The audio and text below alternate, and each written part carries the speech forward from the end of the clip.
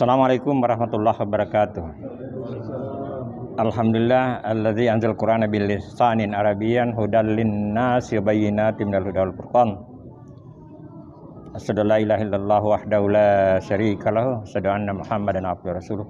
Allahumma shalli ala Muhammad wa ala ali Muhammad. Jadi topik kita malam ini adalah upaya menuju khusyuk. Khusyuk itu hanya Allah yang bisa tahu persisnya bagi kita khusyuk atau tidak. Jadi kita hanya berupaya. Tetapi tentu saja ada ciri-cirinya bagaimana itu bisa khusyuk. Nah, di sini saya mau mengambil di surah Al-Baqarah ayat 45 yang berbunyi wasta'inu bis-sabri was-salah. Wa innaha lakabiratun illa 'alal khashiin.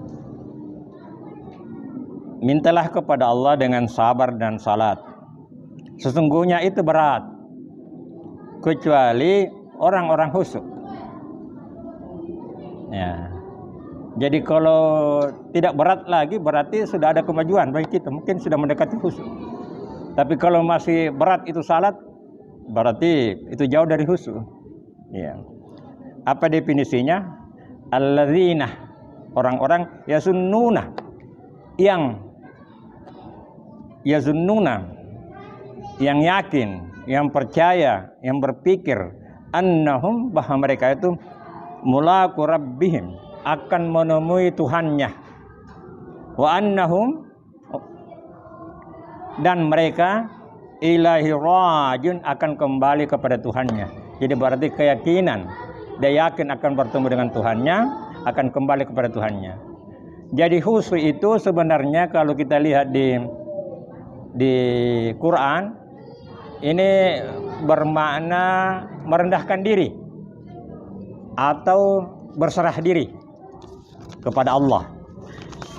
Ini didapati di dalam Al-Quran ini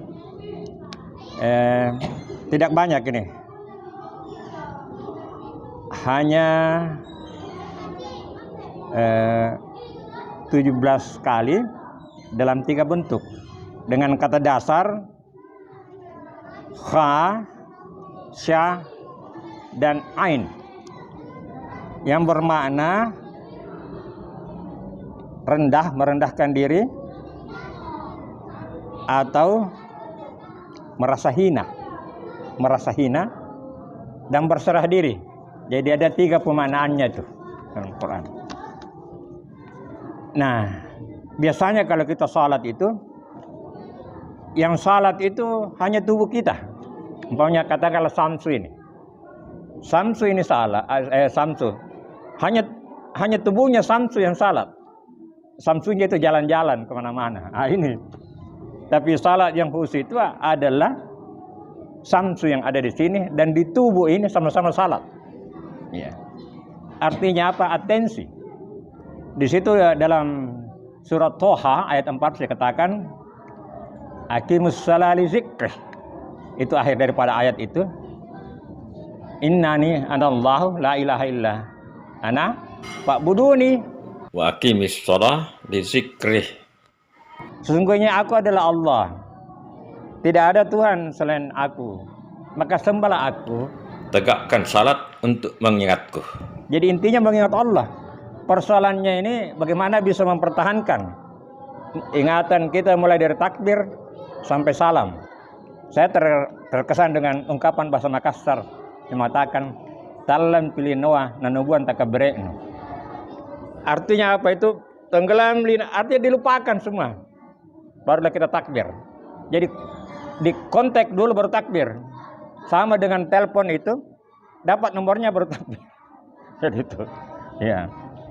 Nah, kenapa kita kadang-kadang susah untuk konsentrasi atau khusyuk? Karena otak kita ini ada 4 tingkatan. Yang pertama itu kalau kita sibuk itu posisi pada beta. Itu getaran otak per detik 24 sampai 14 per detik. Jadi kita sibuk baru salat, kita ingat pekerjaan kita itu. Jadi perlu ada fase ketenangan. Kita harus turun ke posisi kedua itu alfa. Ini otak ini ada namanya beta itu sibuk. Kemudian alfa. Alfa ini getaran otak itu pada 14 sampai 7 per detik. Ini kalau di rumah sakit bisa diukur itu. Ada. Dinamakan itu elektroencephalograph. Jadi itu disingkat itu EEG. Itu bisa diukur. Nah, kalau kita salat, ambil air wudhu itu sudah pasti agak mendingin-dinginkan, tenang-tenang. Kemudian ada lagi sunnah, itu makin turun itu.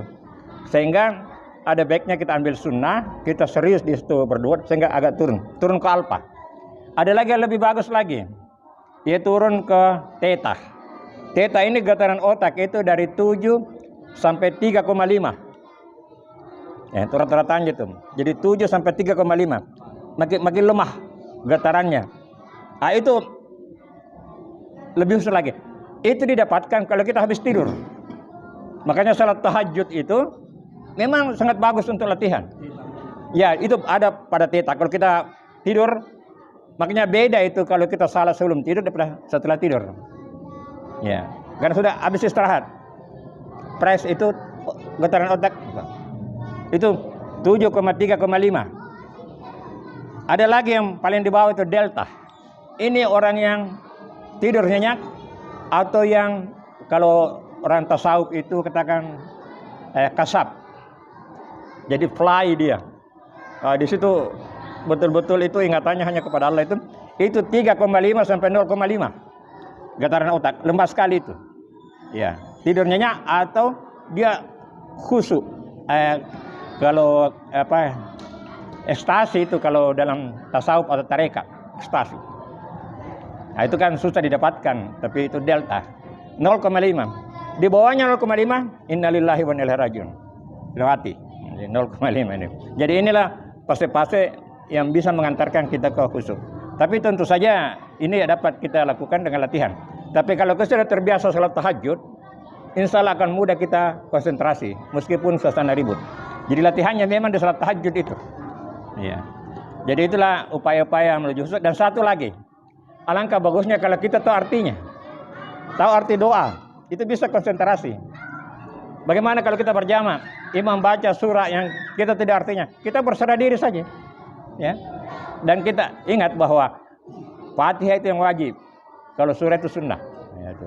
Jadi yang wajib kita ketahui adalah makna surah Al-Fatihah. Ini sekedar pengantar dan kita berdiskusi ya, sesuai pengalaman kita masing-masing. Di mana kira-kira bisa kita salat, kita ingat yang lain. Apa sebabnya? Atau ada penyebabnya? Mudah-mudahan ada manfaatnya. Akhir kalam, assalamualaikum warahmatullahi wabarakatuh. Berbicara masalah khusyuk, saya pernah mendengar bahwa ada 3 klasifikasi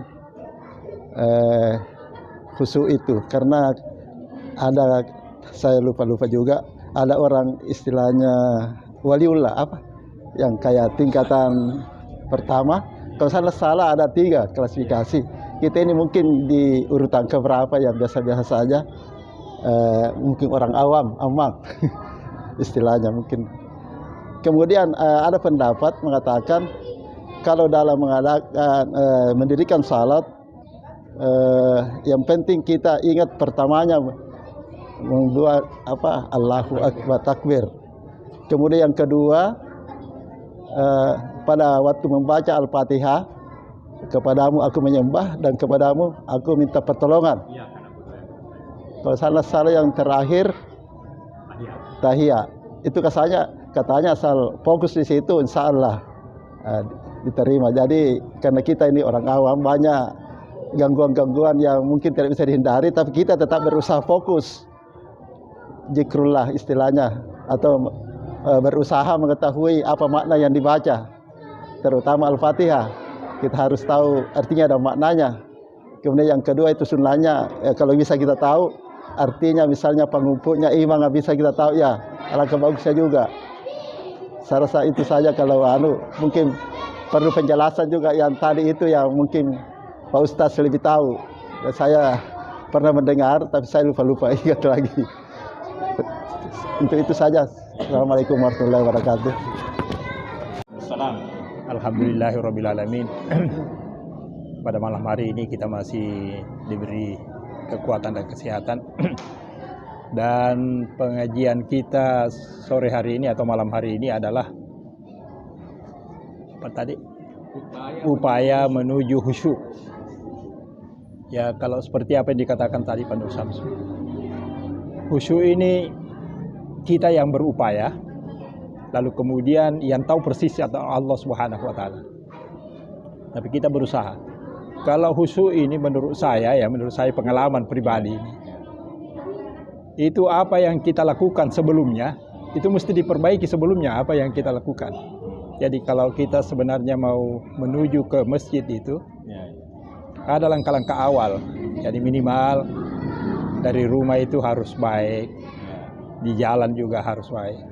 Sehingga melatih diri kita untuk melakukan sesuatu yang senantiasa mengingat kepada Allah.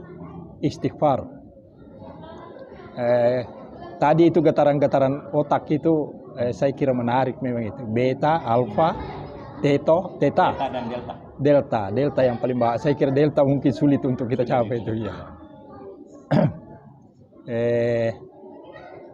Saya kira memang kita harus banyak latihan. Lalu kemudian kunci yang paling akurat tadi itu adalah salat tahajud. Karena habis kita tidur, lalu kemudian ketika kita salat itu tidak ada suara-suara. Tidak ada suara sama sekali. Lalu kemudian kita saja yang dengan Allah Subhanahu wa taala. Jadi saya kira memang perlu kita latihan. Lalu kemudian tentu banyak membaca Al-Qur'an, banyak istighfar, banyak mengikuti kajian-kajian Al-Qur'an seperti ini. Saya kira itu yang saya bisa sampaikan. Terima kasih. Assalamualaikum warahmatullahi wabarakatuh. Bismillahirrahmanirrahim. Assalamualaikum warahmatullahi wabarakatuh.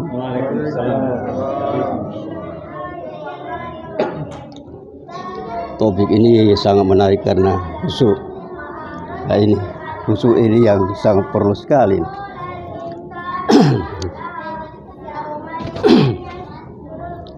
Ya, kalau kita ya menurut saya Pak, itu yang memang kita ini berbicara masalah khusyuk, tentunya kita pertama kita harus rendah diri, kemudian kita tertib, disiplin, dan kita harus menguasai juga bacaan-bacaan yang kita laksanakan dalam salat itu.